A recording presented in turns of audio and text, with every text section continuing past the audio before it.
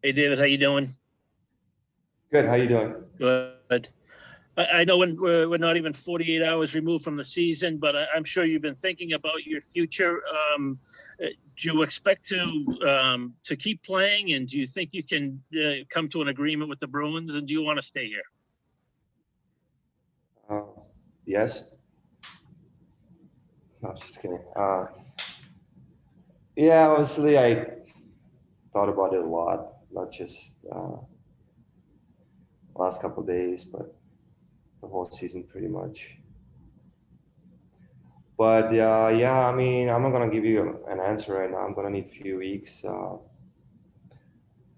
Think about lots of things, talk to lots of people. I love Boston. Uh, see what happens. See what happens. Yeah. Had there been any discussion through the season with the team on a new deal? No, but it wasn't because of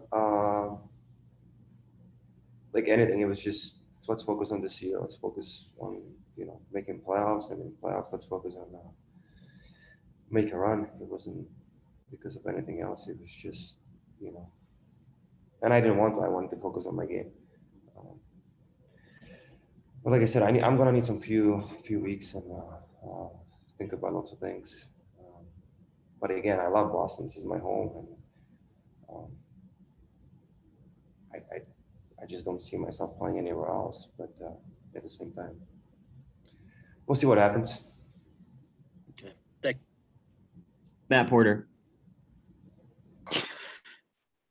David, not to press at it too much. Could you see yourself playing in Czech, or is it kind of NHL Boston or nothing for you? Do you think? Yeah, you guys write a lot that I always wanted to play in Czech, like finish my career in Czech, which has not changed. But when I said that, I was younger. Now I'm husband. I'm a dad. I have two kids. They're getting older. So yes, I still at one point would like to finish my career in Czech for different reasons now than when I first said it. I would like my kids to speak my language because my parents don't speak any English, and my kids don't speak Czech. So I would like them to learn the language.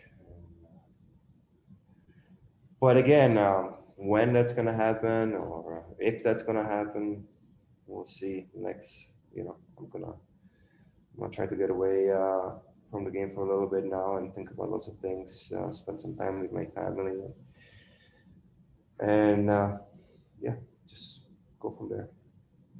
Kevin DuPont. David, I'm wondering what sort of goes through your head after you've almost played 1,000 games with this team. That when you factor in, okay, could I, Team X that isn't the Bruins offers me a 3-year deal. It's great money. It's the right business thing. What does go through your head when you're thinking today, I couldn't play. I don't think I could play for another team. What is that sort of mental block?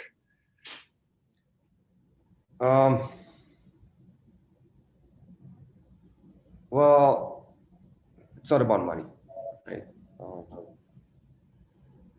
I guess that's all I can tell you. It's my next deal is not going to be based on money.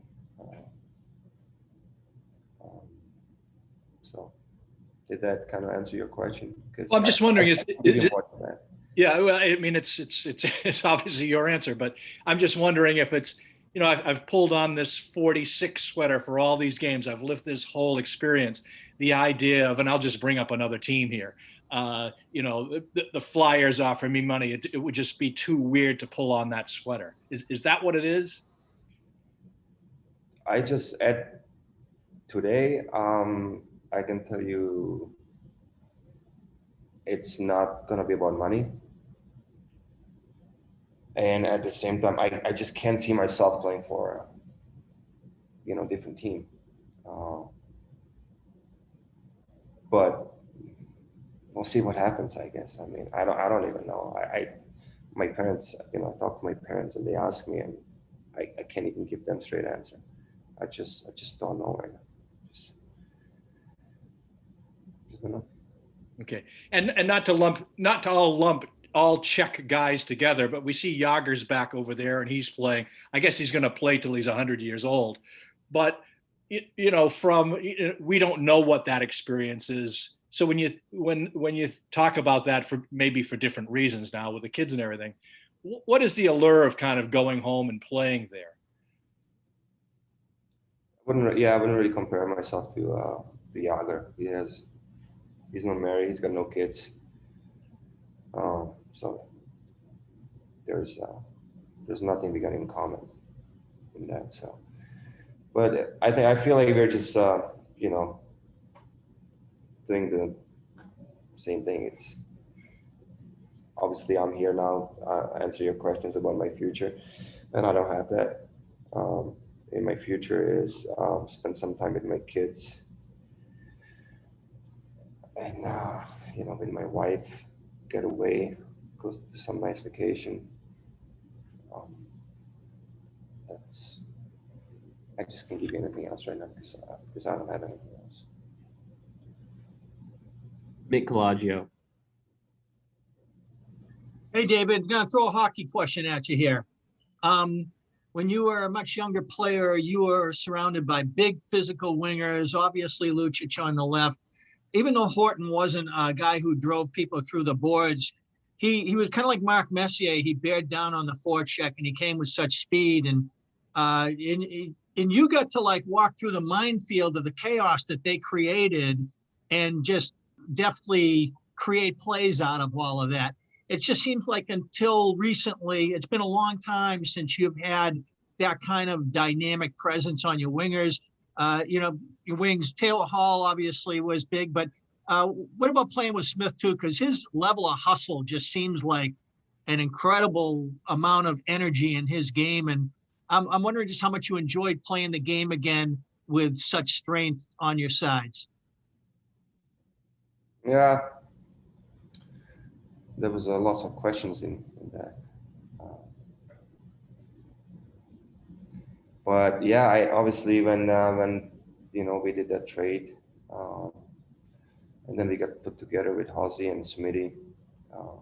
It was amazing, but it wasn't just on the ice. It was you know, just such a good guy still off the ice. I mean, Smitty is the nicest person ever, and Halsey, I didn't know Halsey at all before, but he surprised me as obviously we knew what kind of player he is, but he surprised me as a person. You know, we would hang out a lot, like a lot, you know, and obviously within the COVID rules, right? But no, he would. We got close. I think we became really good friends, and you know, that kind of carries on the ice as well. If you get good chemistry, you know, away from the game, then you come in the game, and sometimes you don't even have to say anything. You just kind of know how the other person feels, and it was great. I love playing with those guys. I love hanging out with those guys. I had lots of fun the last couple of months for sure. Thank you, Krejci.